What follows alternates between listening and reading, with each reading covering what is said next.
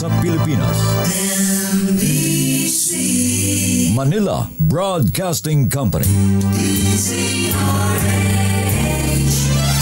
DZRH, member kapisanan ng mga broadcaster ng Pilipinas. Member KBP.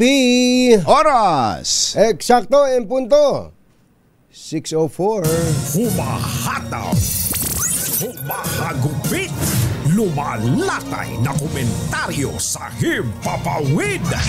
2 por 2. Walang takot sa paghimay sa masalimuot na isyu ng bayan. 2 por 2. Humahataw na mga balita at impormasyon. 2 por 2. Ating damhin, ating lasapin ang hagupit na 2 por 2.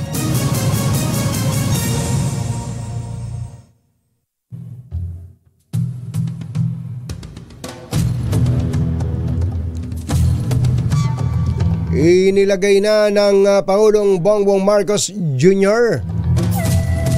sa crisis mode ang mga paunahing ahensya ng pamahalaan habang nagpapatuloy ang missile strike.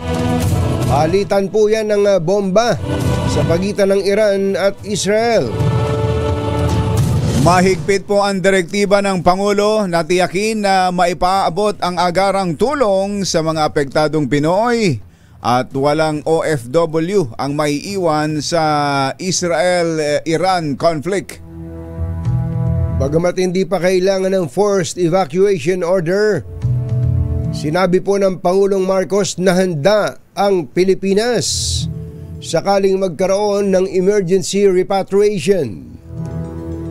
Kahapon, 18 OFW na stranded sa Dubai matapos i-shutdown ang major airports sa Middle East ang nakabalik na sa Pilipinas at nakatanggap kaagad ng suportang pinansyal kabilang ang livelihood assistance o skills training enhancement para sa redeployment options.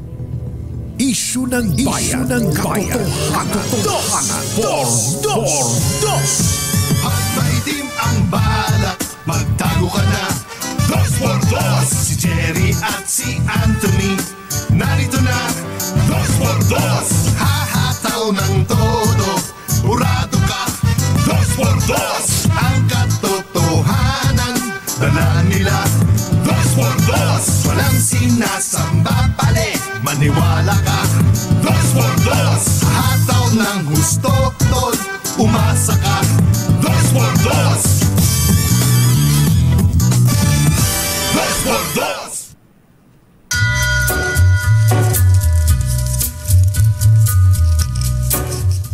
Hi. Maganda morning. Magandang umaga, bayan! Ito po si Anthony Taberna. Ito po si Jerry Baha. Muli pong sumasa inyo ang 2 por 2 sa umagang ito ng Friday! Yahoo! Kumusta na mga children, mga kids? May pasok may pasok. Kahit na mukhang nagbabanta ang pag-ulan, may pasok mga misis, mga nanay. Naka-ready na ba si Chikiting? Lalo na yung mga malilinggitong pa. Ayan. Malamang pahirap ang magsibangon tong mga batang ito. Hindi po ba Tita Persida Rueda Acosta? Ay, si attorney. Oo, may mga chikiting bang mga pamangkin ho ba kayo? Ma'am Persida Rueda Acosta, Justice? Si Pau Chief. Pau Chief natin. Maramang, parang nanay din niya ng lahat ng mga Pau lawyers. Totoo yan. Pati mga akusado.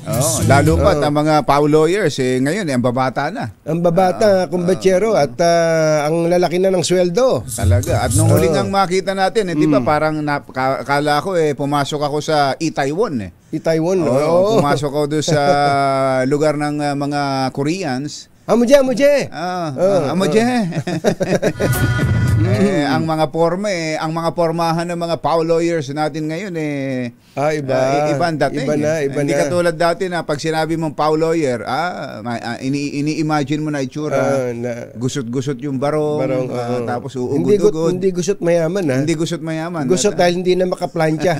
Hindi na makaplan. Tapos may kilik-kilik na mga folder at tsaka nakayukong naglalakad na gano'n. Tapos hindi pa naisara yung pintuan ng kotse niyang kakarag-karag. Ganon ang naiisip natin. Dati yun.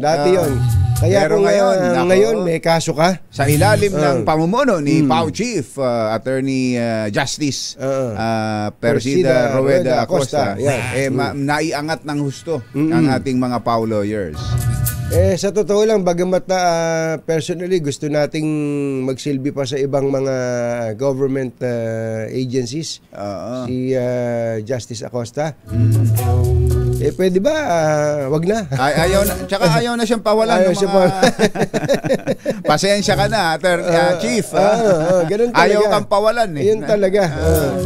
Magandang umaga rin po sa mga taga DMW, Department of Migrant Workers, na kayo ang tutok na tutok ngayon. Alam namin mabigat ang trabaho ninyo. Mga taga Department of Foreign Affairs. At siyempre ang ating embahada mismo dyan sa Israel.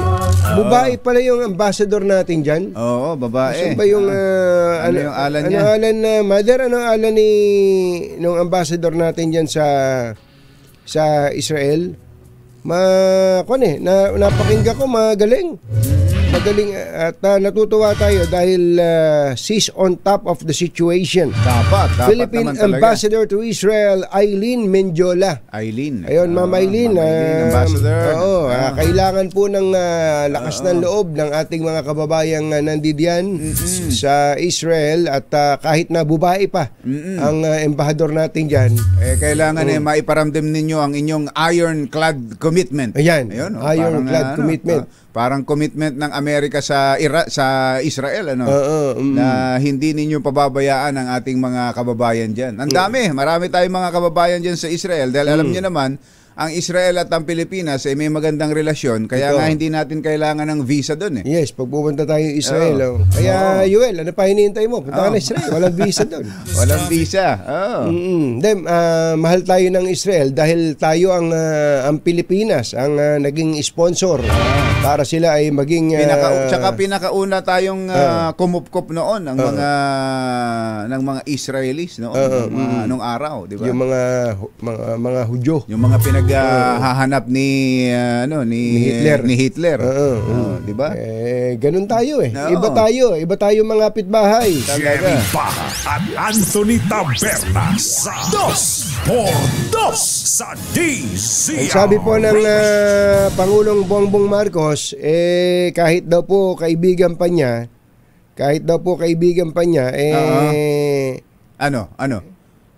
wala namang kung kaibigan niya hindi, hinahanap ko yung eksaktong sinabi ng ngayon pa lang ito mo pati ikaw kailangang patunayan.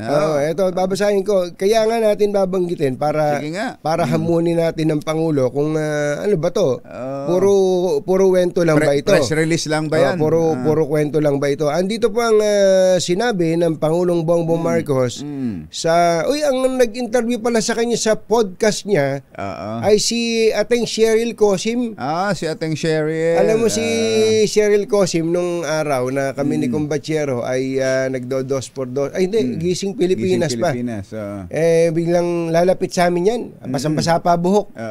Dahil kararating, nagmamadali sabihin, "Hoy, lagi ako nanonood sa inyo." Ganyan si Cheryl Cosim. Lagi ako nanonood. Habang naliligo ako, nanonood ako sa inyo. Sabi, tinan mo na naglalaro tuloy sa isip namin ngayon. Habang naliligo nanonood isip po kahit naliligo daw sana ay meron ding radyo na habang nagpo-programa ka sa radyo. Nakikita mo yung nakikinig sa iyo. Ay, naku buhay. Cheryl. Ate Yeng. Ate Yeng, magandang morning. Ang sabi daw po ng Pangulong Bongbong Marcos sa pagtatanong ni Ating Yeng Cosim ay ganito. Yung daw pong governance is not about friendship.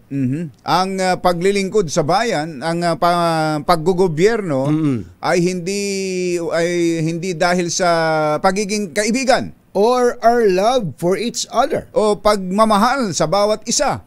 But about Subalit, public service. ito'y tungkol sa serbisyo publiko. Ayan, meron daw po kasi siyang mga malalapit na mga kaibigan but who fail to perform their duties. Ayun, merong malalapit na kaibigan na nabigo. Bigong tuparin ang kanilang tungkulin. Mukhang nagpaparamdam ang Pangulong Bongbong Marcos kahit daw po kaibigan o kahit na mahal pa niya, baka hindi pa tapos. Yun nga yung sinabi ni Executive Secretary Lucas Bersamin, hindi pa tapos. Hindi pa tapos. We have to be very, very strict, sabi po ng Pangulo. Kailangan maging stricto tayo. Look! Tingnan. Sabi ko, si Secretary Bersamin kaya yung kinakausap niya. Tinatawag. Look, even come there. Look. Come there. Hindi ba sinabi gano'n?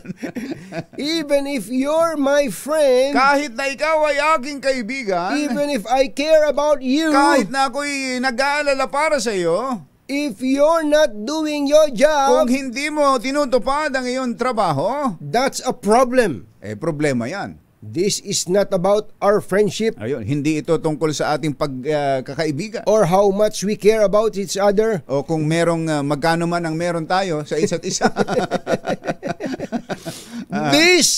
Ito is ay about serving the people. tungkol sa paglilingkod sa Mr. bayan. President, napakaganda po nitong sinabi niyo Maganda, na to. maganda. Pero ang kailangan na lang po dito, samahan niyo ng aksyon ngayon! Ang mga kumbatsero ng bayan, Katunying at Ka-Jerry. 2x2. Tulad din naman ng aksyong ginawa ni PNP Chief Nick Torre na doon sa sinabi niyang kailangan within 5 minutes nakakilos, nakaaksyon ang mga pulis sa tawag ng tungkulin. Tinutuo. Hindi lang basta wento. Hindi lang wento. Kailangan may wenta. Sabi ni PNP Chief Nick Torre. Eto, 8 Metro Chief ang kanyang sinibak kaagad dahil sa hindi pagtugon sa 5-minute response. Ito raw po yung mga hepe ng pulisya ng Caloocan, Makati, Naku. Mandaluyong, Marikina, Navotas, Paranaque, San Juan at Valenzuela. Matindi. Mga hepe to. Mga chief of police yan. Mga hepe to. Sabi po May babae pa. May mga babae pa. May babae din sila. Yun ang malaking kaso. Hindi. May babaeng chief of police. Akala ko hindi na nga nakatugon dahil may babae sila. May babae. Hindi. Chief of police. Pati mga chief of police na babae. Walang sinasanto. At wala din siyang sinasanta. Ayan. Si NCRPO Chief Major General Anthony Aberin nagsabi na nirelieve niya ang mga ito sa utos ni PNP Chief General Nicolas Torre III. Dapat lang talaga. Ganun yata ang kailangan para ang mga inuutusan mo ay sumunod sa iyo. Kapag nakakita siya na, mukhang hindi tayo binibiro nito Hindi ito press release lang. Hindi ito press release lang Kaya kailangan yan. Ngayon, nag-aabang yung mga happy na yan. Kapag may tumawag ng saklolo sa 911. Sa 911. Ano na? Radyo. May action kaagad. Napinatunayan na yan ni General Nick Torre nung siyang QCPD director. Sabi nga niya, hindi lang 5 minutes 3 minutes kaya.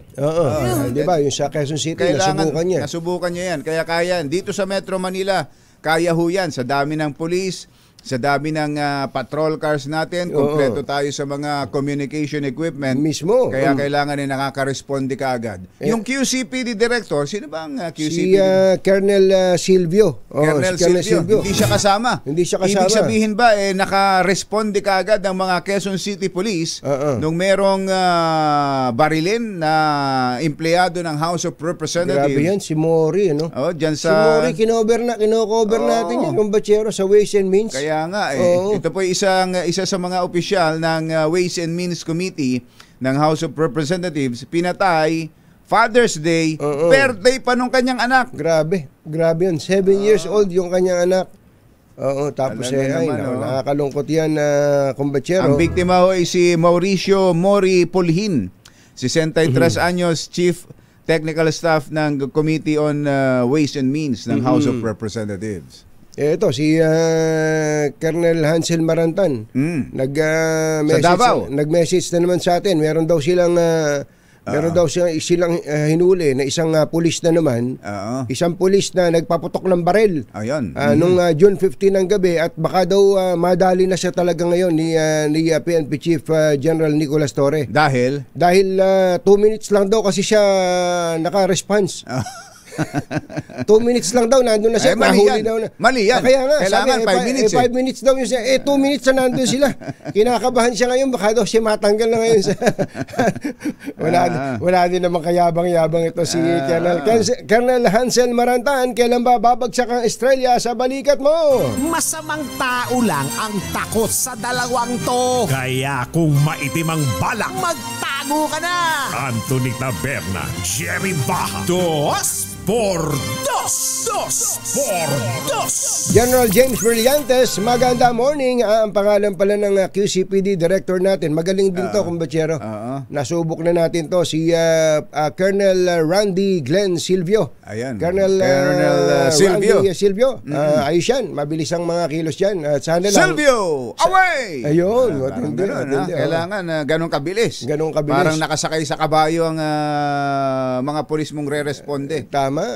Teka muna, kumbachero. Ito bang yung bang mga dumali dito kay Kuya Mori, hindi pa na nasa kote. Wala pang mga riding in tandem. Ang sinasabi yata, yung nakapunta kagad yung ang kailangan yung nakaresponde kagad. Hindi naman sinasabing dapat mahuli kagad yung gumawa ng krimen . Yung bang pag tumawag ang isang Pilipino na ngailangan ng pulis, andun kaagad. Ayun, tama. Sabi nga para kang friendly neighborhood Spider-Man. 6:22 ng umaga, Achi, Mr. Jelam Tang, Lakyam Diap Dihon. ACS Balita, susunod na. Aasahan ACS Balita. Walang makakaligtas, walang makakalampas. Saan mang sulok ng kapuluan, Luzon, Visayas hanggang Kamindanawan. Basta't may balita, ipagwagwagan ng sikat na tagapagbalita. ACS Balita. Kasama ang 2x2 tandem Anthony Taberna at Jerry Baja. ACS Balita. Ang programang ito ay hatid sa inyo ng ACS Manufacturing Corporation, ISO certified, maker of world-class quality Pride detergent.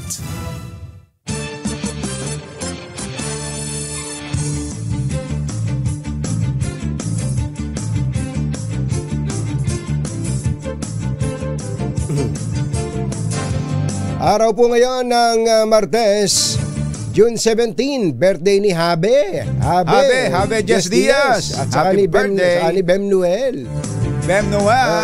Happy birthday. Sa ulo ng ating ACS Balita, cash remittances ng mga OFW tumaas ng 4% noong Abril.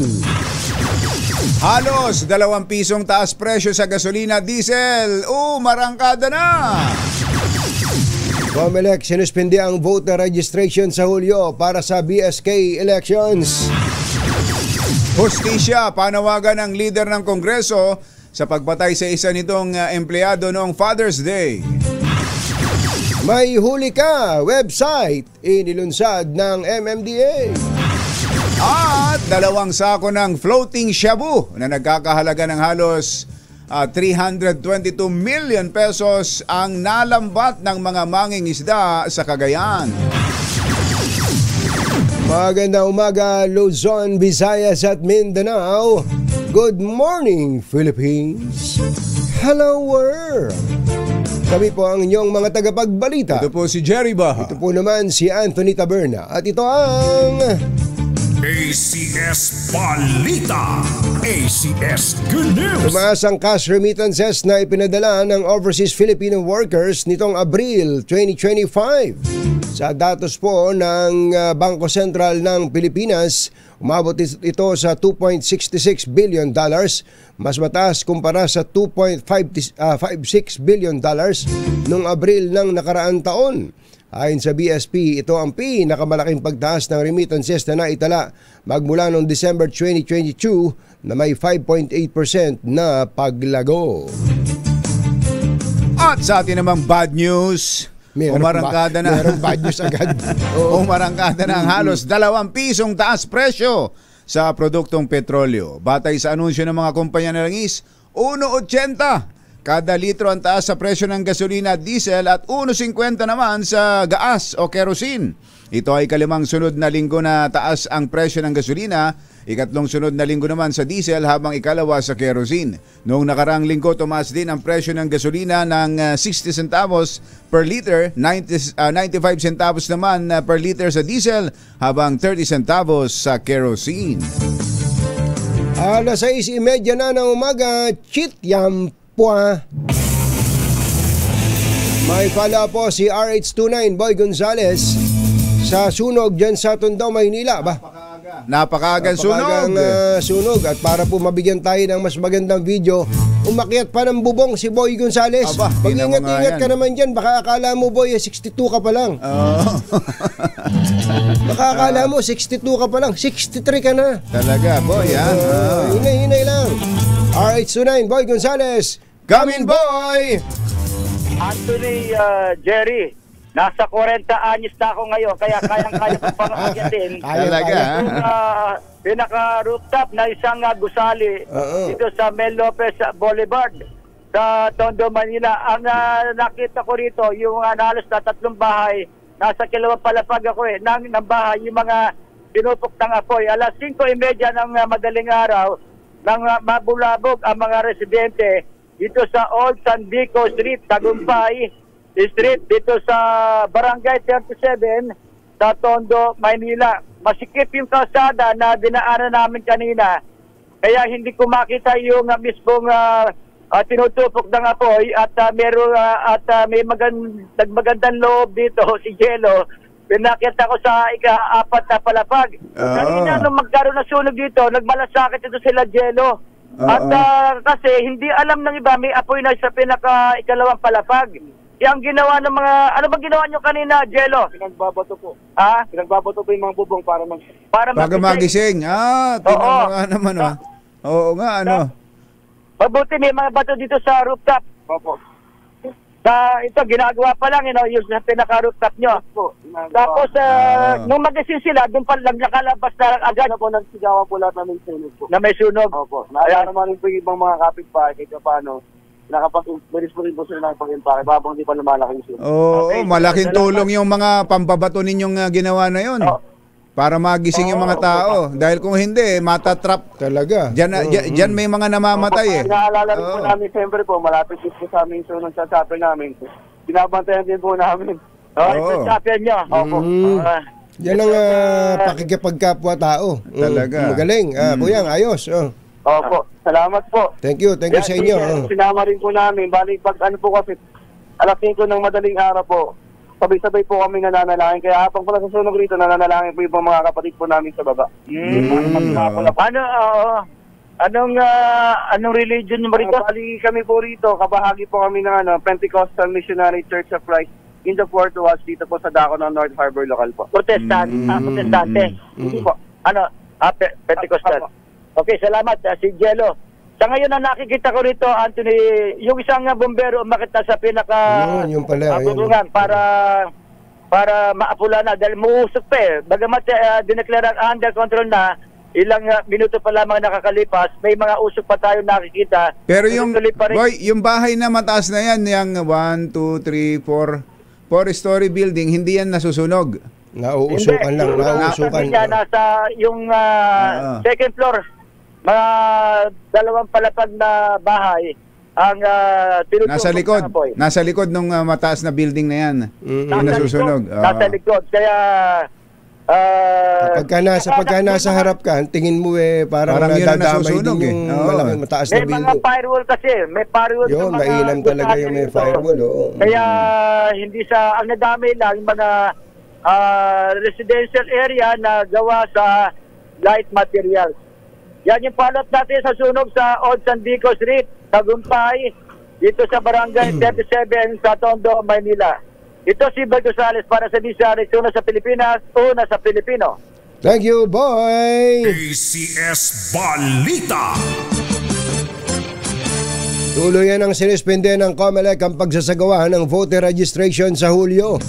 Hindi kasunod ng pinagtibay na panukala ng Senado at Kamara na ipagpaliban ang barangay at sanggunian kabataan elections mula December 2025 ay gagawing November 2026. Dahil dito sinabi ni COMELEC Chairman George Garcia na magsasagawa sila ng voter registration sa huling bahagi na ng Oktubre pagkatapos ng Bangsamoro Parliamentary Election at tatagal ito hanggang sa July 2026. Gayunman, nilinaw ni COMELEC Chairman Garcia na bagamat sinuspindi na ang voter registration, magpapatuloy pa rin sila sa preparasyon para sa BSK election hanggat hindi pa ito ganap na pinipirmahan ng Pangulong Bongbong Marcos.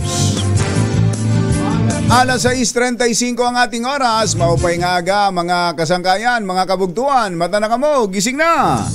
Hustisya ang panawagan ni House Speaker Martin Romualdez sa pagpatay ng riding in tandem kay Director Mauricio Mori Pulhin, Chief of Technical Staff ng House Ways and Means Committee.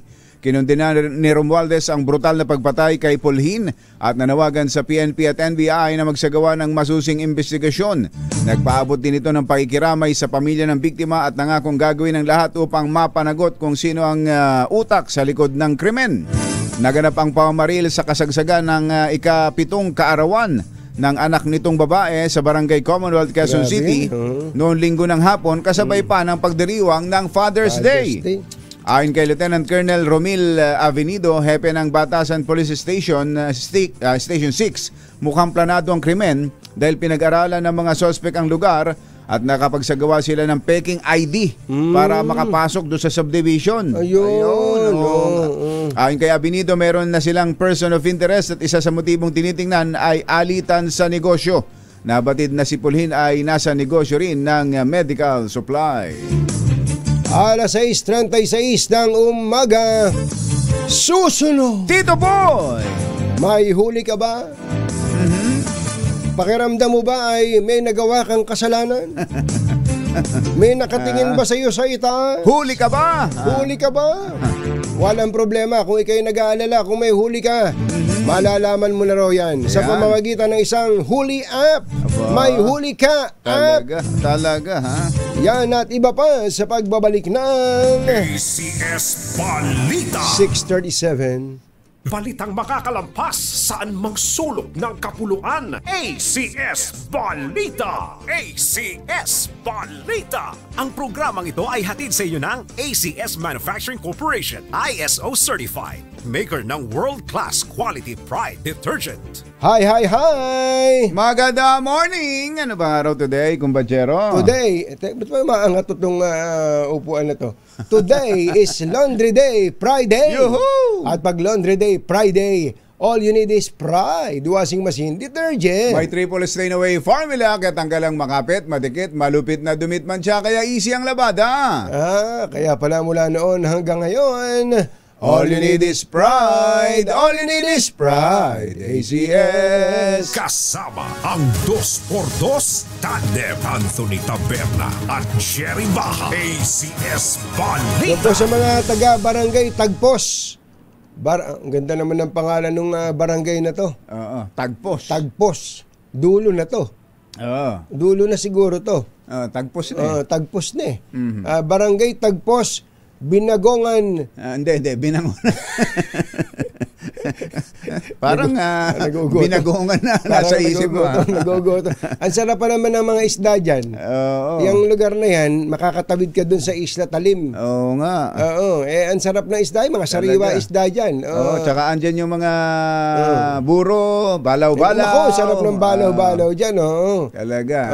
Sherwin, alam mo na ha? Alam mo na. Sherwin, iba yung buro. Yung buro kasi isda yun.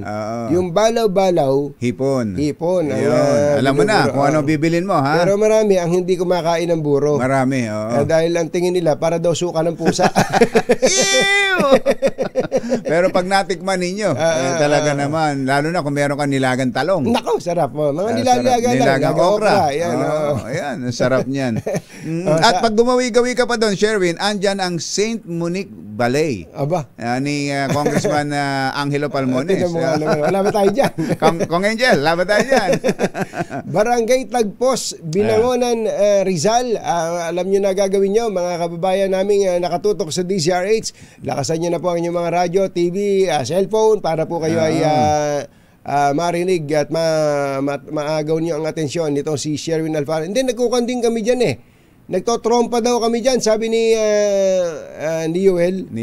Umiikot ang DZRH. Magpakuha lang kayo, tawagin nyo atensyon. Magsayaw-sayaw lang kayo sa harap ni Sherwin o kaya tawagin nyo para kayo ay mapuntahan ng ating malakas agent. Oras po natin, Laktiam Shop Sahun, 6:43 ng umaga. Yung mga taga Bohol, iniintay si Sherwin. Kailan ka daw ba pupunta sa Bohol? Sabi ni Kanilda sa Ubay, Bohol. Ayan, Ubay, Bohol. Sherwin, pumunta ka daw sa Bohol. 644, isang website ang inilunsad ng MMDA para maberipika ng mga may-ari ng sasakyan ang kanilang mga paglabag sa trapiko sa ilalim ng No Contact Apprehension Policy o NCAP. Ayon kay MMDA Chairman Don Artes, ang May Huli Ka 2.0 ay isang web-based platform na magbibigay daan sa mga may-ari ng sasakyan na malaman kung sila ay may paglabag. Tingnan nga natin. Kung pakiramdam mo meron kang kasalanan, pumunta ka sa website. App daw yan? O website? Website, i-type mo lang muna. Kung wala ka pang, hindi mo pa na i-download yung app na install. Website muna, May Huli Ka. I-type mo, mayhulika.mmda.gov.ph. Yan. Type mo yan. Type mo, tapos ay ilalagay MMDA, mo yung... pupunta ka sa MMDA. Ito na, lumitaw na. Ayan. Lumitaw na, pag kinlik mo, ayan. Tapos ilalagay mo lang yung plate number mo o conduction sticker mo at MV file number. Ayun, motor vehicle file number sa search bar. Okay. Upang makita yung violation. Ito po, sinusubukan ni Kumbachero. Sinusubukan natin. So ito po, ulitin natin, ilalagay yung plate number o kaya yung conduction sticker kung wala pang plaka at yung motor vehicle file number dun sa search bar. Okay. May space yun Yuel may space. Yan. Upang makita yung violation. Kung may makitang violation, maaari kang mag-request ng kopya sa notice of violation sa pamamagitan ng email. Kung meron kang violation. Wala ba? Ayaw gumana sira pala Ayaw yatang gumana sa akin tinatanong nyo siguro bakit kailangan ng MV file number. Yan daw po dahil sa protection na rin ng may-ari ng sasakyan. Dagdag na security at protection para yung may-ari lamang ng sasakyan ang maaaring mag-verify kumpara sa dati na plate number lamang. Tama din naman. Tapos pag gumana na ito, ayaw pa kasing gumana sa akin baka maraming nagkukan, baka loading. Nag-check. May nakalagay dito, pag kinlik mo yung nasa taas, check for violations, tapos pay my fine. So pwede na pala, dito rin mismo. Pwede na. Ayan, contact us kung meron kayong tanong at important updates and news. Ayun, makabalita ka pa pala. May ina pala naman yan. Ayan pero ayaw gumana sa akin. Ayaw pa. Mamaya ng konti baka tulog pa yung taga-MMDA. Hindi, gising na yan. Sila Chairman Don Artes, yung pinakamayaman chairman ng MMDA. Gising na yan. Aba, Kaya nga eh. ayun. Ayun, teka nga. Aba, ganon. Siya may sabi? Ganon. Nagiging masungit ka na kamo. Nagiging masungit ka na. Porket mayaman ka na. Porket mayaman ka na.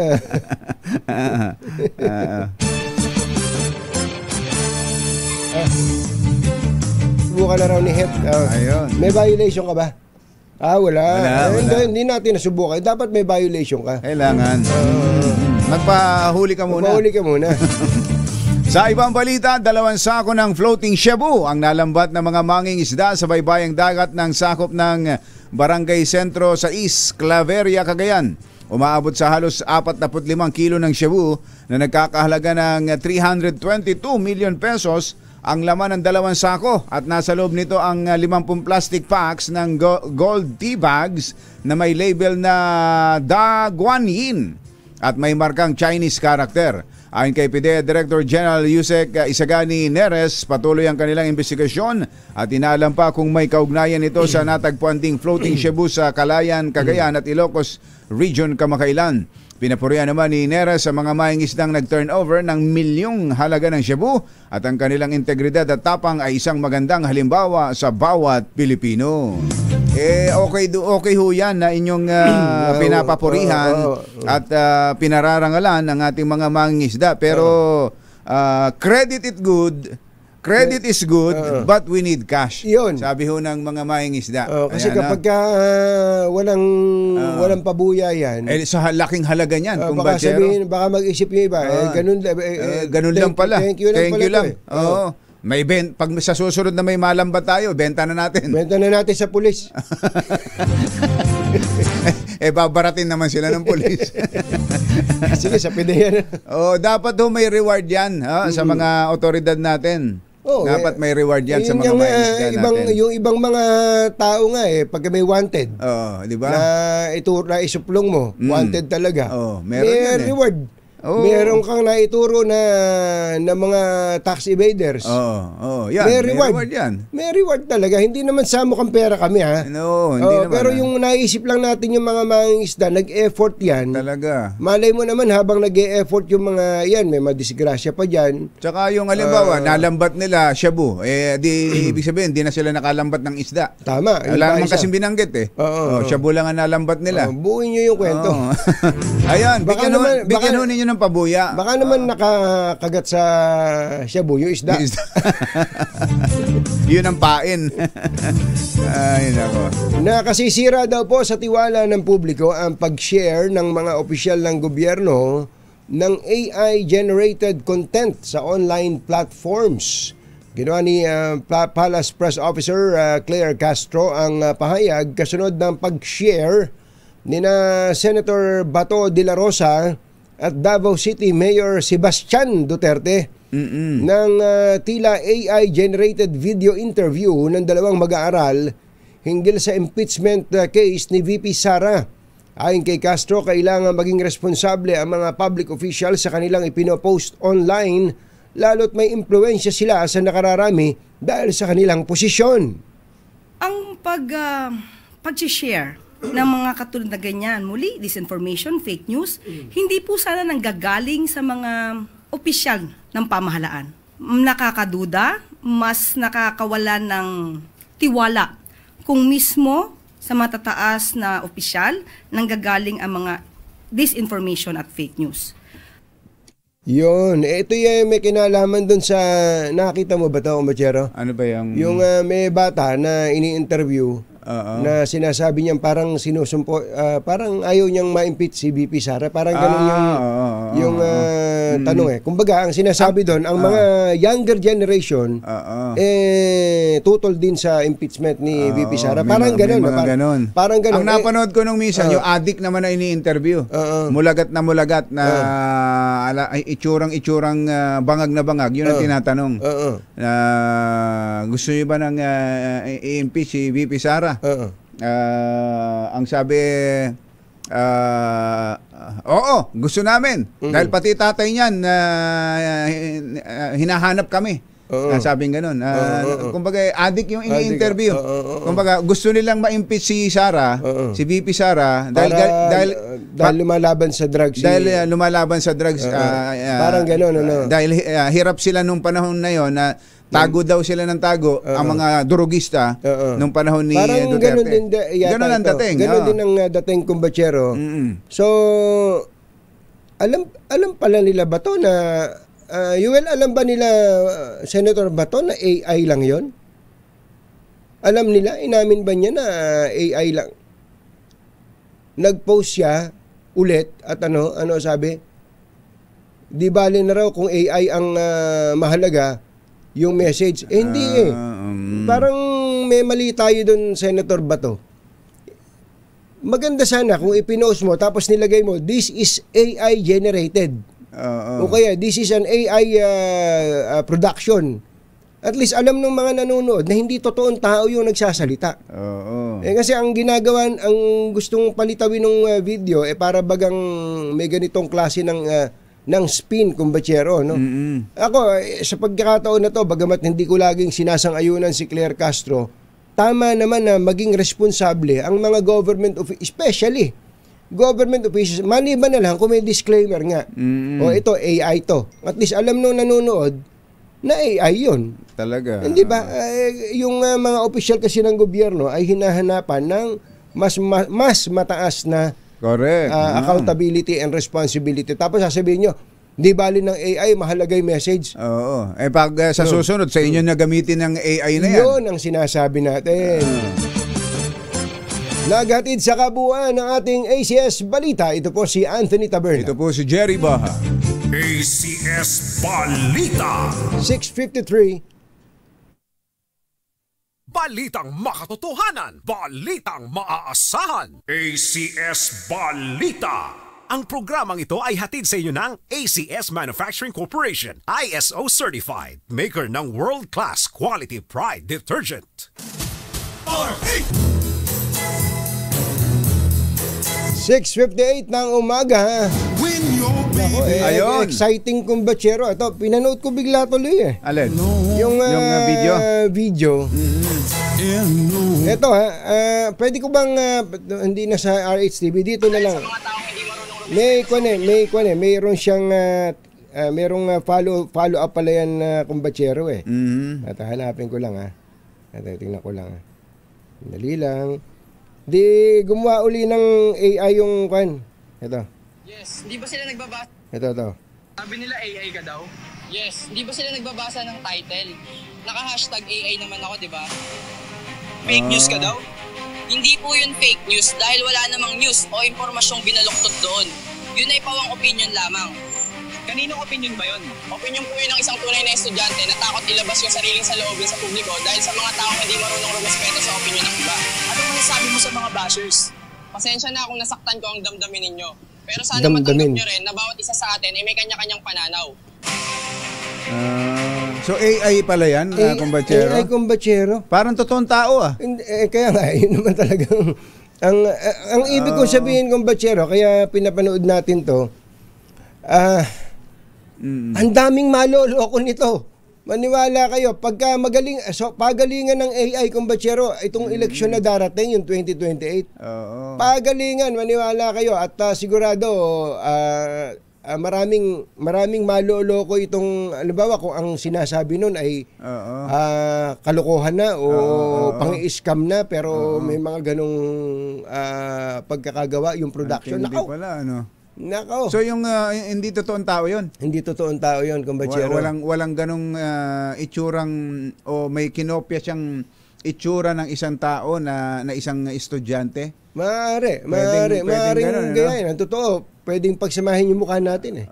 Tapos makaka-produce siya ng bagong... Ako papayag ako, yung ilong mo, bigay mo sa akin.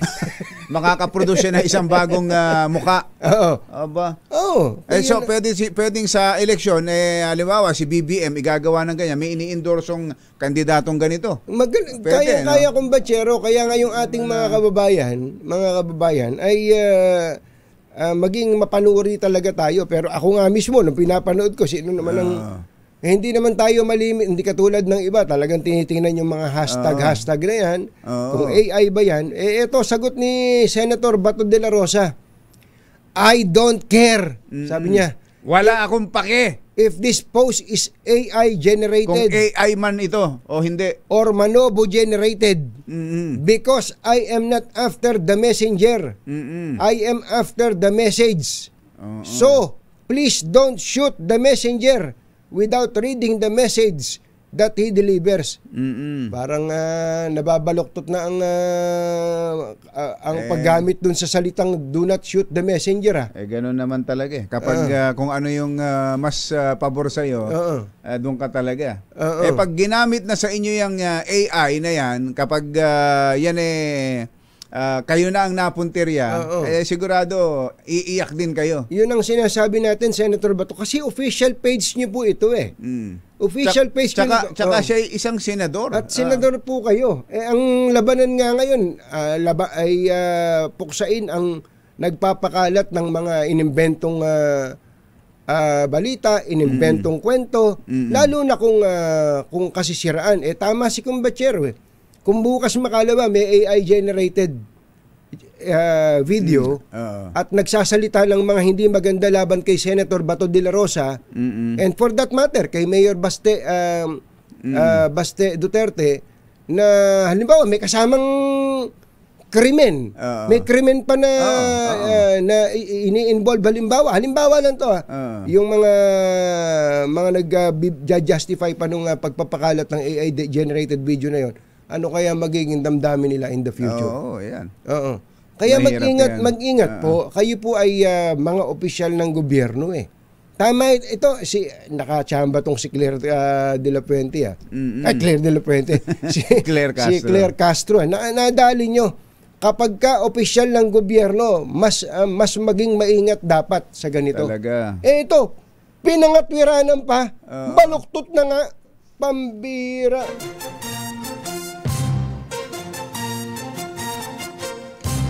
Tonying at Jerry Anthony Taberna, Jerry Baha, ang samahang pinatibay na ng panahon. 2x2. Pinabati nga po pala natin si Parcon ngayon. Birthday ba ni Parcon ngayon? Hindi, kumbachero. Dahil dito sa Hulika, may Hulika app ay no record found. Nasubukan ito, gumagana pala. Na. Kailangan pala, itatype mo yung plate number tsaka yung motor vehicle file number. Dahil lahat nga naman, kung plate number lang kung makita ka lang sa kalsada kung kani-kaninong plate number na lang ilagay mo. At nakalagay, no record found. Ayun. Congratulations! You have no violations recorded for plate number. Ayan, binanggit yung plate number. And MV number. Ayan, binanggit. Pero may karugtong. Ano sabi? Warning. Nagbababala. Warning. Babala. If the license plate and MV file, kung ang plaka at ang motor vehicle file are entered incorrectly, ay ipinasok ng mali, the result may show no record found. Ang resulta ay magpapakita na walang nakita. We recommend using the conduction sticker and MV file combination as well to ensure accurate results. Yun. Kung meron pa kayo, yun ba kasi pag may plate number na tinatanggal na yung conduction sticker Hindi naman na kasi talaga kailangan yun Pero dito pala ay sabi, we recommend using the conduction sticker and MV file combination. Reminder, meron pa. May paalala. Ang napakarami naman pala sinasabi niya. Oo nga. As a result of no record found, bilang resulta ng walang nakitang record, does not necessarily mean ay hindi naman nangangahulugan you have no violations. Na wala kang paglabag. Ba't ganun? Ba't ganun? Chairman, ano nangyari? Kasi tuloy. Ang binasa ko kanina ay nasa itaas. Ibababa ko lang ang basa. Sige. This website, ang website na ito only shows ay nagpapakita lamang violations under no contact apprehension policy ay ng mga paglabag sa ilalim ng NCAP. For other types of apprehension sa ibang uri ng pagkahuli or official records, o opisyal na mga tala, please contact LTO, MMDA, head office, or your local government. ay ganito rin gagawin nyo.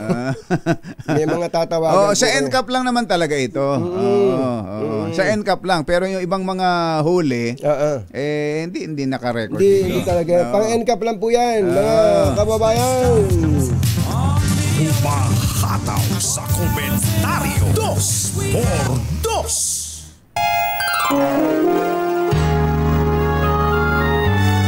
Kauna-unahan sa Pilipinas. NBC Manila Broadcasting Company. DZRH. Member, kapisanan ng mga broadcaster ng Pilipinas. Member KBP. Oras! Kapopoy, 6 na minuto na makalipas ang 7:00 ng umaga. Balitang bagong-bago. Balitang dapat alam mo. Balitang magdadagdag ng talino. Dahil bagong impormasyon, makibalita. Unang-una sa DZRH. Pangunahing balita. Kasama ang 2x2 tandem nina Anthony Taberna at Jerry Baha. Sa ulo ng ating mga pangunahing balita, kaligtasan ng mga Pinoy pinatitiyak ng Pangulong Marcos sa harap ng lumalalang tensyon sa pagitan ng Israel at Iran. Sapat na supply ng tubig, kuryente, health facilities at internet access sa mga paaralan iniutos ni Pangulong Bongbong Marcos. 16 na abogado magiging bahagi ng defense team ni VP Sara sa impeachment trial. Pangulong Bongbong Marcos nagbantang sisibakin ang mga walang silbing opisyal ng gobyerno kahit kaibigan pa ito. 8 hepe ng pulis sa Metro Manila sinibak dahil bigong maipatupad ang 5-minute response time policy. At murang karne ng baboy mabibili na rin sa ilang kadiwa sites sa bansa. Magandang umaga Luzon, Visayas at Mindanao. Good morning Philippines. Hello world. Kami po ang inyong mga tagapagbalita. Ito po si Jerry Baha. Ito po naman si Anthony Taberna. At ito ang bago ang detalye ng mga balita. Mamigay muna tayo ng pera.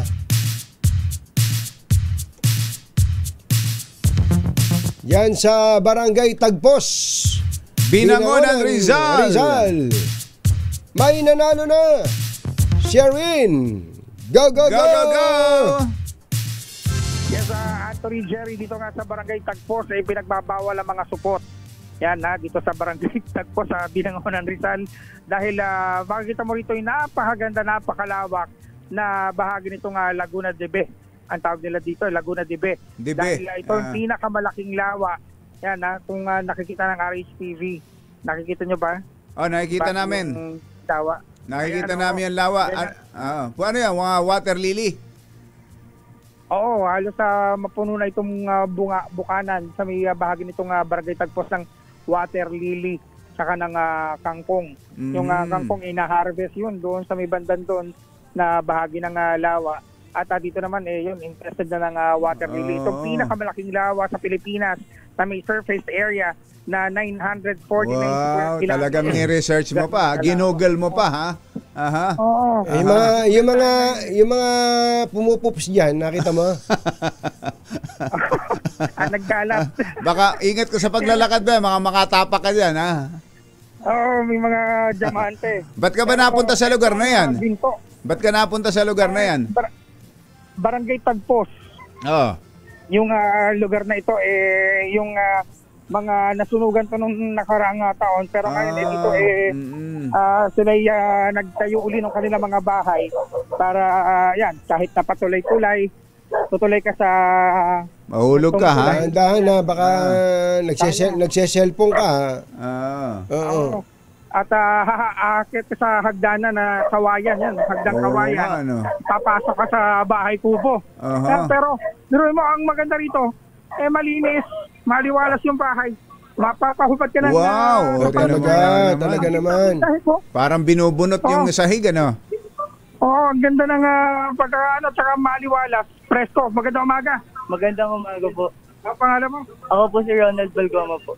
Ronald, palagi kinakatune in sa radyo. Ito yung radyo nila. Ano, at nakatutok sa DZRH. Oo. So, ito po.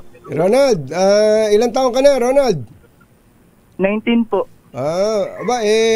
Pambihira ngayon ng mga teenager na nakikinig ng AM radio o nadamay ka lang sa mga magulang mo. Oo po, normal na po sa amin yun kasi po last year po is nasunugan po kami and dahil nga po wala pong budget, di na po nakakabili. Pero may radyo naman po kaya po may libangan po kami. Yan ang libangan. Teka muna, ikaw ba yung nag-aaral, Ronald? Yes po. Saan? Sa Morong po. High school? College po. College na. Opo. Anong kurso mo, Ronald? Ano po? Bachelor in Science and Information Technology po. IT. po. BSIT. Ikaw ba scholar? O hindi po. Hindi ba diyan sa Morong maraming mga nag-i-scholar diyan? Sabihin mo kay Tito Sherwin mo, scholar ka niya. Ayun yan. Ang dami ng pinag-aaral, magdadagdag pa tayo. Pwede naman po pala. Naghahanap na may scholar. Anong hanap buhay ng mga magulang mo? Si mama po, nagluluto po sa kantin. Si papa po kasi may nararamdaman po kaya po nasa bahay lang po siya ngayon po. Ilan silang magkakapatid, Kuya Sherwin? Tatlo po. Tatlo. Panganay ka? Panganay? Bunso po ako. Bunso. Ayos. Yung dalawa, may mga pamilya na? Wala pa po. Wala pa. Yung dalawa po, nagtatrabaho po. Ako na lang po yung nag-aaral. Ayun. Very good. Tulong-tulong. Mag-aral kang mabuti. Ronald, ha? Yes po. Ako na lang po pag-asa ng parents ko. Ayan, tama. Tama, nako. Sa hirap ng buhay ngayon, tignan mo naman, naranasan mo yung masunugan, mawalan at talaga magsusumikap para maiahon yung buhay. Teka muna, Sherwin, yung bahay nila nakatayo sa tubig. Sa tubig. So, paano yan? Wala silang titulo ng lupa, titulo ng tubig ang meron? Meron siyempre. Titulo ng water lily. Titulo po ng kangkong. Gano'n na kayo katagal dyan, Ronald, na nakatira sa lugar na yan? Since, parang Malit 1 years old pa lang po ako pumunta po. Dyan na kayo. Ito ring area yung nasunog. Po, parang 2007 po, 2006 po ako pinanganak eh. So hindi sa inyo yung lugar na yan, yung kinatatayuan ng bahay nyo? Nire-rentahan lang po yung lupa po. Teka muna, yung buong bahay ba ay nakatayo sa nakatuntong sa tubig, Ronald? Opo. Paano CR nyo? Laki na CR. Ay, meron po. May CR po, naglagay po kami. Naglagay kayo ng CR, yun. Importante yun, ha? Importante, may sarili kayong palikuran. Hindi sa ilog, ha? Hindi sa Laguna, di ba, Hindi na po ngayon, pero dati po, opo. Dati, ayan. Mabuti naman. Buti naman at hindi ka pa tinutubig, umaming ka na. Dati po. Sherwin, ikaw na bahala. Dahil tugad dyan nakikinig sa DZRH at paborito mo nga na akong sino? Si Anthony Taberna po and si Jerry Baha po. Siyempre. Yun. Ito, meron kang 1,000 Yay! Maraming. At hindi lang yan, meron ka pang DZRH na impact na bigas. Maraming salamat po, makakakain na po kami. At siyempre, meron pa kasama yan na DZRH Grocery. Yan, ha? Salamat po, maraming salamat po. At dahil pasok ka na, ito, pauna sa scholarship mo. Wow. Ito ang DZRH uniform. Thank you yan, po. Ha? Thank you po. Uniform muna ang unahin natin. Uniform. Yung Sherwin, doble mo na. May baon ka pa ba dyan? Gawin mo ng 2,000 para may... Marami tayong baon. Yun. Gawin ng Doble natin gagawin 2,000 piso. Maraming salamat po. Maraming salamat po. Ayos. Mag-aral ka mabuti, Ronald. Mag-aral ka rin mabuti. Opo. Mag-aral ka mabuti, yun. pangarap ko po. Maraming Sa susunod na huntahan natin, dapat wala na kayo dyan, ha? Dapat meron ka nang nakapagpundar ka na ng sarili mo. At dahil mag-OJT ka ba? Hindi pa po ngayon po. Kailan? Po, next year. Di sagot na namin yung OJT mo. Ayun, tinan mo nga naman. Thank you po. Ayos. Maraming salamat po. Diyan ka na sa amin mag-OJT para malayo. Pero ayun lang po, kung may opportunity naman po, siyempre po tatanggapin po na. Ayos. Sa ganitong mga bata, makikita mo yung pagsusumikap at dahil nga sa yung sitwasyon niya, yung tutulak sa kanya para lalong mag-aral. Kaya naman, saludo kami sa Ronald. Yes po, maraming salamat po sa inyo po. At saludo kami dahil palagi ka nakatutok sa radyo sa DZRH. Maraming salamat po sa parents ko. Sa pakikinig nila na ikaw na nadamay na rin. Nadamay na po ako. Okay, maraming salamat. Yan ang ating DZRH Malakas winner sa mga nais manalo ng 1,000 pesos. Laging tumutok sa DZRH. Baka kayo ng susunod dating winner sa DZRH Malakas promo. Aris number 6, Sugarine Battle para DZRH. Una sa Pilipinas, una sa Pilipino. Ay, Sherwin. Nako, may tumatawag dito si Ibong Ariola ng PCSO. Kinukuha yung number ni Ronald. Tutulungan daw nila si Ronald. Tingnan mo naman.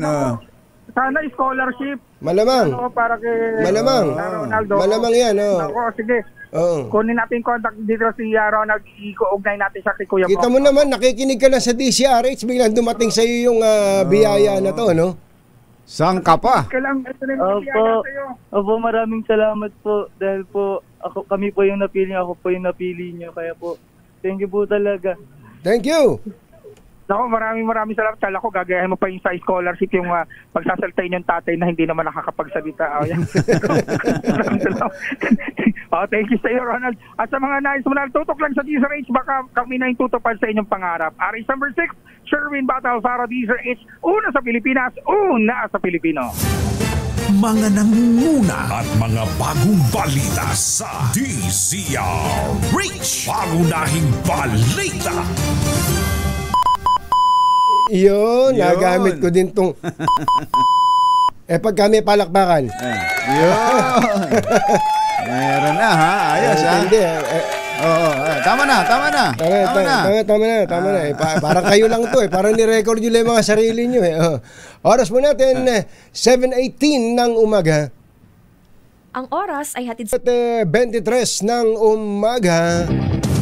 8 hepe ng pulisya sa Metro Manila ang sinibak ng NCRPO dahil sa kabigo ang makasunod sa 5-minute response. Ayon kay PNP Chief General Nicolas Torre III, pumalpak ang mga ito na makakomply sa napakasimple lang na direktiba nang sumalang sila sa simulation exercise. Simulation pa lang pala yun, kumbachero. Ganun ba? Tinan mo na yan. Tinukoy ni PNP spokesperson Brigadier General Jean Fajardo ang mga nirelieve na Chief of Police mula sa Caloocan, Navotas, Valenzuela, Mandaluyong, Marikina, San Juan, Parañaque at Makati PNP. Hindi pa pala sa totoong buhay yun, ano? Hindi pa. Samantala, nagbabala rin si Torre na 3 pang provincial director ang namumurong sunod na masibak. Ayan. At ito'y mula sa Region 6, 7 at Negros Island. Kabilang sa mga paunahing reforma ng bagong hepe ng PNP ay ang mabilis na pagresponde sa tawag sa 911. Bagay na nagawa umano niya nung hepe siya ng Quezon City Police. Samantala, makakabili na rin ng murang karne ng baboy sa mga piling kadiwa side sa bansa. Ayon kay Agriculture Secretary Francisco Chu Laurel, magde-deliver ang kanilang ahensya ng mga karne ng baboy sa ilang piling pilot areas para ibenta lamang sa halagang 350 to 380 pesos. Mas bababa sa original na presyo nito sa palengke na nasa 450 hanggang 490 pesos. Ayon kay Secretary Laurel, mas mainam kung hindi lamang murang bigas ang mabibili ng publiko kundi maging pang-ulam o karne ng baboy.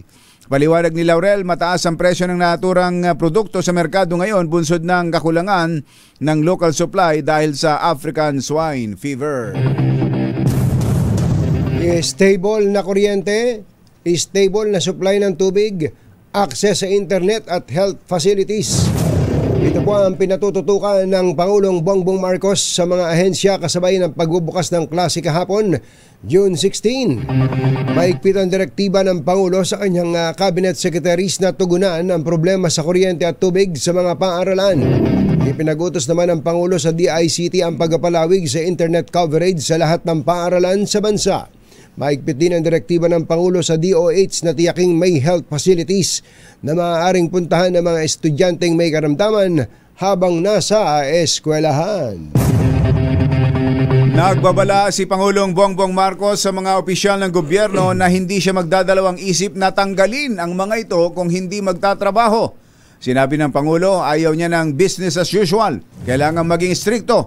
Kahit pa kaibigan o mahal na niya ang mga ito pero wala namang ginagawa, ay kanyang sisibakin. Git ng Pangulo, hindi naman tungkol sa pagkakaibigan o pagmamahal nila sa isa't isa ang usapin, kundi para sa serbisyo publiko. Matagal na rin anyang problema ang business as usual, kaya hindi napapagbuti ang trabaho ng mga opisyal at madalas ay nambobola lang sa isinusumiti sa kanyang report. In the military, kapag sinasabi, ito yung gagawin mo, pag hindi mo, anong nangyari? Hindi ko nagawa kasi ganyan, out. You're relieved. Next. And that's what we should do. We have to be very, very strict. Though kahit kaibigan kita, mahal kita at lahat, pero hindi mo nagagawa yung trabaho eh. Hindi naman ito tungkol sa pagkakaibigan o pagmamahal natin sa isa't isa kung hindi para sa serbisyo, para sa tao. Tinig ni Pangulong Bongbong Marcos. Pinatitiyak ng Pangulong Bongbong Marcos sa mga kaugnay na ahensya ng pamahalaan na walang Pilipinong mapag-iiwanan at agarang maabutan ng tulong mga kababayan nating naapektuhan ng sigalot sa pagitan ng Iran at Israel. Sinabi ni Palace Press Officer Claire Castro, inilagay ng Presidente sa crisis mode ang mga paunahing ahensya ng pamahalaan habang nagpapatuloy ang missile strike sa pagitan ng dalawang bansa. Kasabay ito ng pagtiyak na bagamat hindi pa aniya kailangan ng forced evacuation order, handa ang Pilipinas sakaling magkaroon ng emergency repatriation. Hindi pa po dumarating sa ganung punto pero ready po ang ating mga ahensya kung kinakailangan po ng repatriation. Si Undersecretary Claire Castro. 2 sa 4 na Pinoy caregiver sa Israel na nasugatan ay malubhang kalagayan matapos tamaan ng Iranian missile sa kanilang apartment. Ayon kay OWA Administrator Patricia Yvonne Kaunan, isa sa 2 malubhang nasugatan ay isang Pinay caregiver na kasalukuyang nasa ICU ng Shamir Medical Center. Isa ang nakakonfine pa rin habang nakauwi na ang 2 iba pa. Sa ngayon ay mahigit 30 Pinoy ang direktang apektado ng palitan ng airstrikes ng Israel at Iran. Tiniyak naman ng OWA chief na nakatutok sila sa mga apektadong OFW habang nagpapatuloy ang tensyon sa pagitan ng Israel at Iran. Nagkaroon po tayo ng 4 na medical cases. No? Ang magandang balita ko, may 2 na na-discharge. Ngunit meron pa rin po tayong 2 kababayang OFWs na currently po ay nakakonfine at ito po, led by of course the efforts of our Philippine Embassy sa Israel at ang team ng DMW at OWA, kami po ay nakamonitor at handang magbigay ng assistance. No? And hindi lamang po sa kanila, we're also contacting their families dito at Si OWA Administrator Patricia Yvonne Kaunan. Samantala, ligtas ang 3 alkalde sa Leyte at iba pang opisyal ng gobyerno na nasa Israel nang umatake ang Iran. Nasa Israel ang mga nasabing opisyal para sa study tour on promoting sustainability and food security in urban areas. Sila tatagal doon hanggang June 20. Sa ulat, tumawag si Barugo Mayor Aaron Balais sa mga regional office para sabihing agad naman silang nakapagtago sa mga bunkers malapit sa hotel na kanilang tinutuluyan ng magpakawala ng missile at drone ng Iran, kaya't nakaligtas sila. Kasama sina Lawaan Eastern Samar Mayor Atina Mendros at Hindang Leyte Mayor Betty Cabal. Tiniyak din ni Mayor Balais na patuloy ang komunikasyon nila sa Philippine Embassy. Mga abogado de Campanilla pala ang nasa defense team ni Vice President Sara Duterte sa impeachment trial. Sinumite na po kahapon ni VP Sara ang listahan nito sa Senate Secretary na siyang tumatayong clerk of court. Kabilang sa defense lawyer ni Duterte ay mga abogado mula sa Fortune Narvasa and Salazar Law Firm. Matindi to, kumbachero. Fortune Narvasa. Naalala ko yung Fortune Narvasa, sila din ang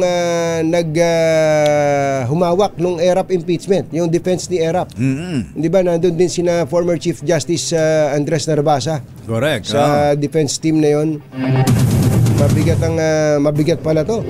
At siyempre yung Salazar Law Firm at mismong yung dating tagapagsalita ng Vice Presidente na si Mike Powa. Matindi to. Ginhawa ka to eh.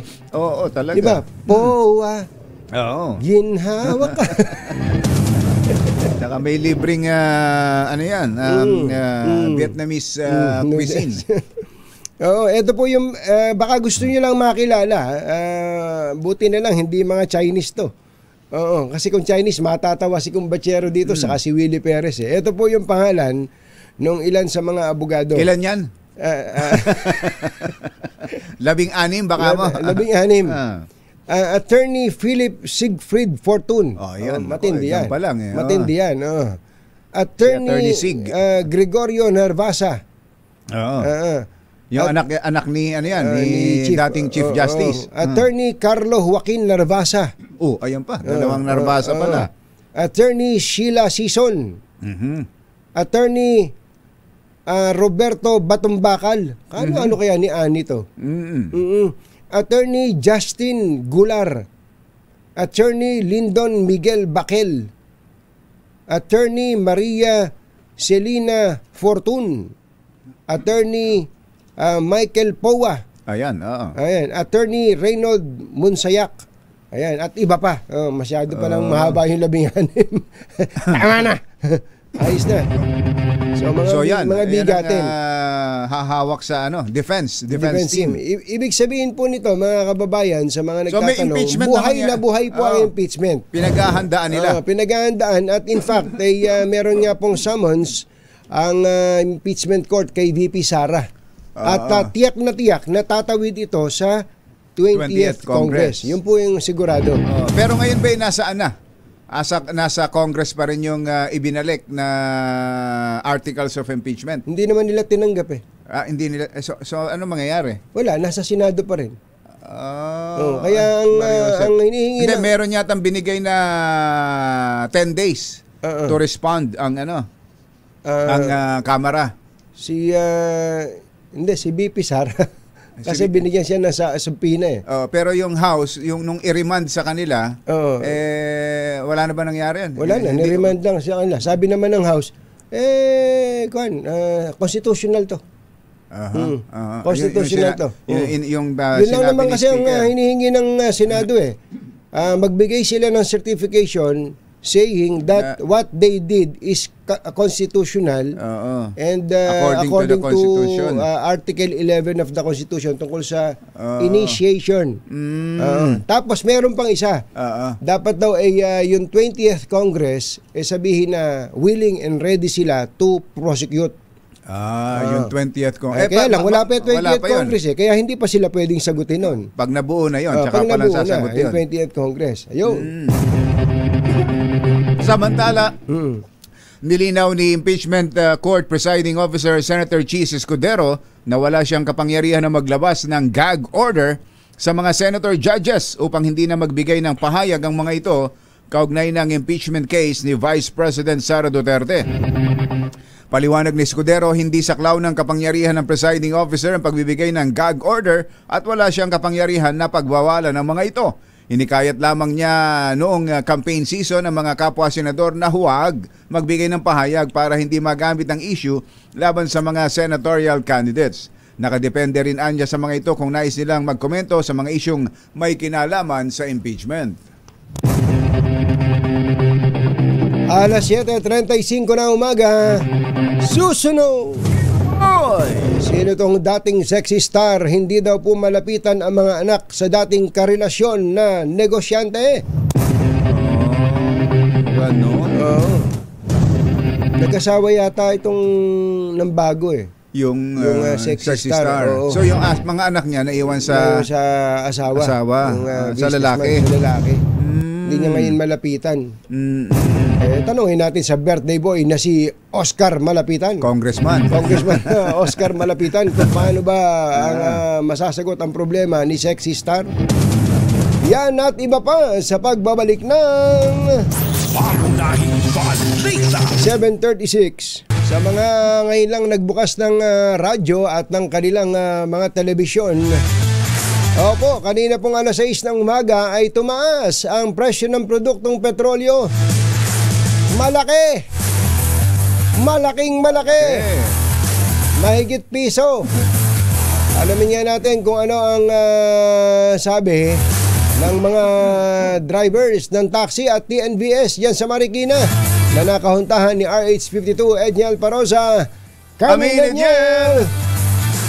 Jerry at Anthony, kahit pala panahon na ng pasukan, mahina pa rin ang kita ng mga taxi at TNVS driver dahil direkta silang sa pool ng ikalimang sunod.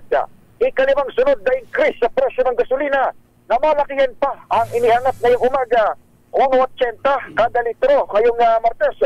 Kwento sa akin ang mga nakausap na tsuper dito sa may Marcos Highway. Sakop na ito ng lungsod ng Marikina.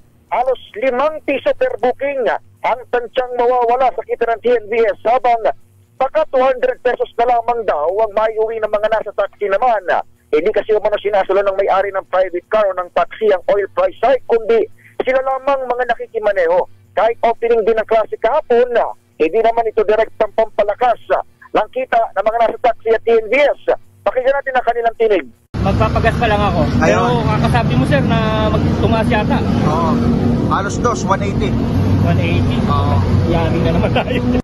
Kahit 5 piso na lang, ang per passenger na lang, per 5 piso, di magkano na yun kung nakakasampung pasero ko, 50. Wala na. Wala na akong papagas na eh. Kasi, mahina. Ang tinig ng ilang tsuper ng taxi at TNVS dito sa may bahagi ng Marcos Highway na sakop ng Marikina, dinadaan natin yung Petron ay 53 pesos at 40 centavos na kada litro ng gas, 52 pesos at 25 centavos ang diesel. Sa Shell naman ay napakataas sa 56 pesos at 79 centavos sa gasolina, 54 pesos at 98 centavos sa kada litro naman ng diesel. Ang Uni Oil, 56.70 sa gas at 53 pesos at 25 centavos sa kada litro ng diesel. Napansin mo mas mura yung Petron kaysa sa Shell, ano? Madalas katunying, hindi natin napapansin at mas mataas talaga yung Shell dito sa Petron, ano? Medyo malaki Malaki diferensya. Dati Edniel, ang Big 3 kung tawagin yung Shell, Caltex saka Petron, pare-pareho yan eh. Kung magkalayo man ay magkaroon man depression, sobrang liit. Pero ngayon, ang laki ng kamurahan ng Petron. Hindi kami endorser ni Kumbachero ng Petron, ha? Pero ang laki ng kamurahan. Lalo na kapag pupunta ka doon sa may Batasan San Mateo Road. Ay, makapakamura doon. Yung Petron doon. Edniel. Bakit daw ba? Alam mo ba, may paliwanag ba dyan, Edniel? Hindi ko lang batid, pero alam niyo yung Petron tsaka Shell na yan, tsaka yung Uni Oil, magkakatabihan dito sa bahagi ng Marcos Highway. Ibig sabihin, hindi naman magkakalayo yung distansya o yung strategic locations ng mga ito. At I don't know kung bakit ganun ka. Hindi mo naman pwedeng sabihin na baka mas mataas ang renta nung iba kaysa sa Petron, ano? Oo, kung magkakatabi lang, kung magkakatabi ka mo. Oo. Alam mo, ulitin nga natin, Edniel, yung halimbawa sa Shell, ayan, yung 54, yung 54, ano yan? Yung diesel. 54.98 ang diesel ng Shell. 54.98 ang diesel ng Shell. Tapos yung Petron, 52.25. Ang laki ng diferensya. Oo. O Petron na tayo. Oo. Diba? Buti na lang ang DCRH Mobile, Petron ang plate ka. Ayun. Malaking diferensya.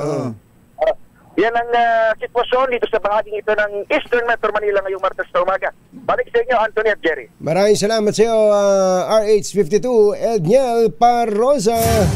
mga nangunguna at mga bagong balita sa DZRH. Pangunahing balita.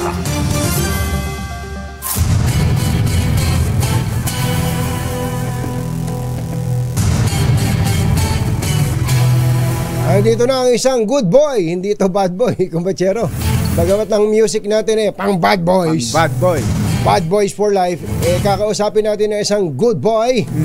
The good boy, Art Samaniego, isa pong cybersecurity analyst at co-founder ng Scam Watch Pilipinas. Sir Art, magandang morning. Si Katunying po at saka si Ka Jerry. Katanying, Ka Jerry, magandang umaga. Magandang umaga po ng mga nakikinig at mga nanonood. Opo. Napakinggan niyo ba yung pinag-uusapan namin kanina tungkol dun sa ipinost nitong si Senator Bato de la Rosa na AI-generated video? Opo. Alas 6 pa lang naka-monitor na ako sa inyo. Kaya napakinggan ko yung pinag-uusapan. Antindi nung video na yun na talagang kung hindi ka matalas, katulad namin, hindi naman kami mapag-usisa pagdating dyan, di lalo na yung ating mga kababayan. Ang ganda ng pagkakagawa, Sir Art? Sir Art? Oo, ang galing na ngayon ng mga AI generator video. So dati kasi mahirap gawin siya. Kaya konti lang yung nakakagawa. Ngayon, sa pamamagitan ng text, itatype mo lang yung text at kung ano yung sasabihin. Siya na yung mag-generate ng video. Ganun kabilis ngayon gumawa ng fake na video o ng video. Pero yung mukha nung bata na yun, sabi nga ni Kumbachero kanina, totoong tao ba yun na ginaya lang nung AI, ganon? Ang ginagawa kasi ng AI, nag-generate siya. Kumukuha siya ng information sa internet din. So pag sinabi mo halimbawa, create a video of a Filipino student, so mag-iisip siya, maghahanap siya ng mga muka na bagay o kahawig ng mga Pilipino. So walang hindi talaga totoong tao yung ando na yon, AI generated lang yung itsurang yon. Tama. Hindi talaga tao yun. Siguro meron siyang magiging kamuka. Ang ginagawa kasi ng ibang AI generator, pwede kang mag-upload ng picture mo at yun ang gagayahin. So paano mo natin malalaman na yung isang video pinapanood natin ay AI generated? Ang pinakauna natin dapat gawin, dapat maging mapanuri tayo. Titingnan natin. Pero dahil sa galing ng mga gumagawa ng AI, minsan hindi mo na talaga mapapansin.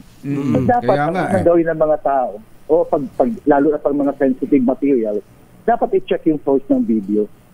Kung galing ito sa verified account, kung galing sa media, na verified na media, kung maaaring totoo ito. So dapat i-verify mo. Pero pag galing lang sa mga kung sino-sino nag-share, dapat po mag-double source tayo. So ibig sabihin, maghanap tayo ng ibang source na magbe-verify doon. Kung hindi mo alam ang source, ang pagbabasihan mo lang yung mismong video, hindi mo malalaman talaga kung AI yon, Sir Art? Minsan hindi mo talaga malalaman, pero eto kasi yan, kumakalat yan mga fake videos yan, saka AI generated videos sa Facebook. May kakayahan ang Facebook na i-plug yan na AI yan, bakit di nila ginagawa? So dapat makialam na talagang gobyerno dito. At maging accountable ang Meta o ang Facebook sa ginagawa nila. Si Katunying naging biktima ng AI-generated video. Nireklamo ko sa Facebook yung Katunying, di ba? Ang kanilang Facebook sa akin. Hindi daw nagwa-violate yung video na yun sa community standard nila. Lahat lang pinag-debenta ka ng something, di ba? Actually, scam yun Scam yung ginagawa nila. Pero kagaya nung sinabi mo, yung Meta, ano sabi nila, hindi daw nagbabiolate sa community standard nila. Hindi daw nagbabiolate. Sabi ko, ano mo community standard niyo? Ayun, hindi niya talaga tinake down na yung video. Nakailang araw pa yun bago niya na-take down.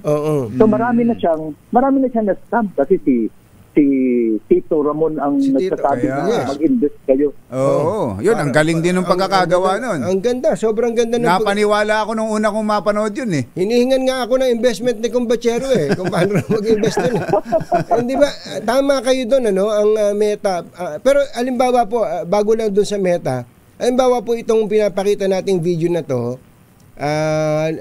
ordinaryong tao yung nanonood, ang ganda ng actually pati yung kung hindi mo rin lang pagbubutihan ng pakikinig, mukhang ayos naman ang background niya, may mga nagtitinda ng longganisa. Pero ang sabi ng ibang mga nakakaintindi, pagka daw tiningnan mo itong setting na to, walang pangalan ng mga establishment sa likod, yung totoo, halimbawa, Andox o pagka daw ganun, parang paki-explain mo nga yun. Kasi ang result na ginagawa ng AI, nagdidepende yan sa prompt mo. Kaya meron ng bagong kurso ngayon na tinatawag na prompt engineering. Ibig sabihin nun, yung prompt, yun yung utos mo sa kanya. Gawin mo to, estudyante na nag-uusap, ito yung mga dialogue nila. Lagyan mo ng background, lagyan mo ng Filipino setting. So, pwede maglagay nga dyan ng Jollibee, lagyan ng Petro na background. So, kulang yung prompt lang nung ginawa nung ayun, yun lang. Pwede talaga. Pwede rin palang ilagay yun, yung mga brand na yun. So, talaga hindi mo na makikita sa naked eye mo, ano? Oo, kaya nga nakakatakot to kasi pwede itong gawin. Merong threat meron siyang banta. Sa society natin. Yung una, pwede gamitin ng ang mga ganitong video para manira ng reputasyon ng isang tao o opisyal. So, sa election 2028, tama ka Sunding, sa election 2028, pagandahan ng AI to. Oo. Tayo pa, yun lang nanay ko Sir Art, maikwento ko lang. Yung nanay ko, meron siyang nababanggit na pinapanood niya. Sabi ko, nanay, hindi po totoo yun.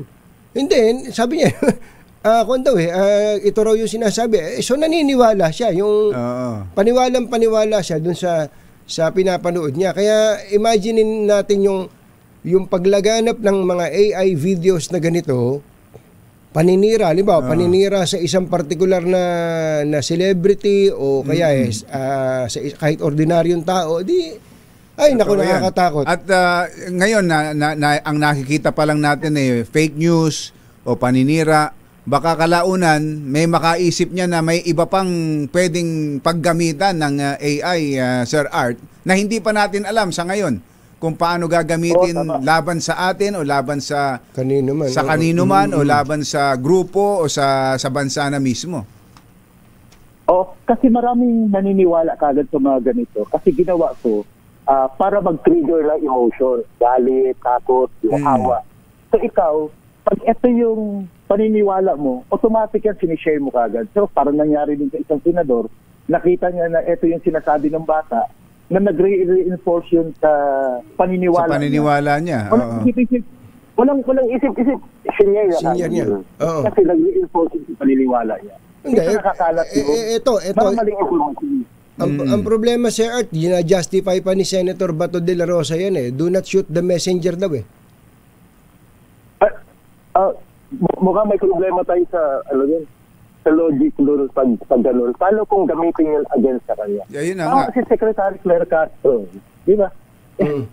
Dapat public official ka, mag-isip ka muna kung ano ang mga i-share mo dito sa social media kasi maraming naniniwala sa'yo. So eto, kahit ito yung paninindigan ng ibang mga tao, pero dapat sabihin mo na AI galing to, hindi to tunay na tao. Well, sa Congress, sa House, may mga hearing na sila tungkol dyan sa government regulation. Papunta na ba tayo doon? Nakikita mo ba, Sir Art, ng pagpabor din ng mga senador o ng lahat ng mga nasa gobyerno natin, ng BBM administration para magkaroon na ng mas malinaw na regulation o papel policy ng gobyerno tungkol dito sa AI at pati sa paggamit ng social media? Nung in-invite ako ng Congress para magsalita tungkol dito sa isang series, na-frustrate ako kasi mukhang walang nakakaintindi. Walang nakakaintindi doon sa pinag-uusapan. Wala nakikinig. So tingnan mo hanggang ngayon, wala pa rin regulation tungkol dito. Di ba? Yung social media nga, wala pa rin. Kaya nga, tagal na yan. Tagal na nating... Nagkakaroon lang ng sense of urgency sa panig ng mga mambabatas natin kapag ka sila mismo ang subject ng ridicule o kaya nitong AI na ito. Ganun lang, Sir Art. Yun nga ang mangyayari. So tama naman siguro na ito ngayon nakikita natin na sila yung naapektuhan para makagawa na tayo ng batas tungkol dito. Tingnan mo yun sa social media. Di ba sila yung naapektuhan? Kaya sila yung gumawa ng mga batas. Pero yung mga ordinaryong tao ang maapektuhan ng mga scam.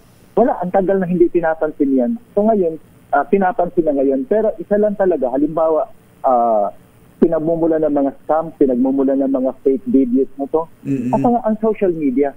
At Facebook ang pinakamalaking social media sa Pilipinas. Kaya dapat maging accountable. Panahon na para maging accountable ang Facebook. Pwede ba, Sir Art, pwede ba kahit wala pang batas, can the government do something about Meta? Especially kung ganito, pang-i-scam na, pagpapakalat na ng fake news, tapos sabi mo ayaw pa rin i-take down. Meron ka ba nakikita ng ganung paraan even in the absence of legislation? Ginawa kasi yan sa Australia, pero yung mga taong apektado nagdemanda, kaya nagmulta ang Meta ng malaking halaga, ilang daang milyon yun, doon sa mga apektadong tao. Kaya nga dito halimbawa si Tito Ramon Tito Ramon natin, dapat nagreklamo na siya. Si Villar laging binibiktima din ng social media. Sino pa mga sikat na mga celebrities at mga newscasters, kung dapat nagreklamo to o nagdemanda laban sa Meta, malaking laban ito kasi sa ibang bansa naparusahan na ang Meta dahil sa paggamit ng mga celebrity sa mga scam at mga illegal na mga activities. Nako. At sana ating mga kababayan, gaya ng binanggit mo kanina, mas maging mapanuri. Sir Art, maraming salamat po sa oras. Magandang umaga. Thank you very much. Magandang umaga po. Pangunahing balita. Ng bubong ng bahay. Buti na lang may bubong na maasahan. Gawa sa state-of-the-art technology. May aluminum na. May pintura pa. Now available na rin sa pre-painted tiles pa. Para sa eleganteng bubong na matibay na, makulay pa, mag-Cherylum pre-painted ka na. Kumusta kaya itong si Secretary J. Ruiz? Secretary J. May napanood akong video na kasama mo ang Pangulo, yung habang naglilibot si Pangulo sa mga eskwelahan. Ba't naman ikaw ang kasabay ng Pangulo? Di ba dapat yung Secretary ng Department of Education? Binakas naging security si Secretary Sani Angare. Mario Joseph, naawa tuloy ako kay Secretary. Alam mo naman si Sani. Hindi ka walang ka-issue sa katawan 'yon. Walang hindi makikipag-git-gitan 'yon. Pero kapag ganong Department of Education ang sentro nung pagbisita na 'yon, pag-iikot ng Pangulo, yun ang dapat nakasabay ng Pangulo na naglalakad at sila nag-uusap. Talaga. Hindi yung taga-PCO. Kahit sa mga panahon ni FBR, panahon ni GMA, panahon ni ERAP. Alam mo kung saan kalulugar. Ang mga press secretary no nasa likod lang lagi. Sa likod lang, Mario Joseph naman. Baka kailangan niyang sabihin na, Sir, ilabas mo na yung reappointment ko. Nung pang Wednesday ako na bypass. Labas mo na. Di bale, Secretary J. Ruiz, mukhang balita ko ay nilabas na yung papel mo. Acting Secretary ka. Hindi interim appointment, kumbachero. Acting Secretary. Ano ba ibig sabihin na acting? Umaakto lang. hindi kailangan ng CA kapag acting lang. Hindi ka dadaan sa confirmation. Pero ngayon kasi naka-break ang Kongreso, kaya itong appointment ni Secretary Aguda ng DICT ay ad interim appointment according to Bubwit ni Lacaydeo na sumasideline sa atin. Pero yung kay Secretary J. Ruiz ay acting. Ibig sabihin ng acting anytime. Anytime ay anytime ay acting. Yun lang naman. Tama itong ginawa mo, Senior Undersecretary Ana Puod. Nag-file ng resignation courtesy resignation Buti pa siya. Buti pa si Buti Ana. pa to si Senior Undersecretary Ana Puod. Hindi kapit tuko. Hindi kapit tuko. Hindi inaalisan ng dignidad ang kanyang sarili. Talaga. Ayos ka, Suset. Ayos ka, bata. Ayos ka, bata. Ayos ka. Nga pala, kumbatsero, pinapaalam ulit natin sa mga kaibigan, kakilala at kamag-anak ng ating si Ka Mariano Jun Arrive Jr. ng lokal ng Paco. Kailan lang ho ito nabautismuhan si Papa Jun. Papa Jun Arrive. Siya po'y pumanaw na nung Father's Day. Si Papa Jun ang butihing ama ni Mavel, yung kasama natin din dito, si Mavel Arribe ng DZRH. Nakaburol po ang mga labi ni Papa Jun ni Ka Mariano Arribe, nakilala ng mga taga-Paco. Yan po sa Emerald Chapel, Loyola Memorial Park sa Marikina. At ito'y siya'y ihahatid sa huling hantungan sa Sabado, June 21, araw ng Sabado, alas 11 ng umaga sa Paraiso Memorial Park sa San Mateo, Rizal.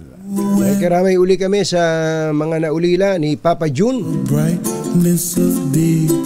Maraming salamat po sa inyong lahat. Bye! Bye! Happy weekend! Woo! Damdaming bayan! Susunod na! Wonderful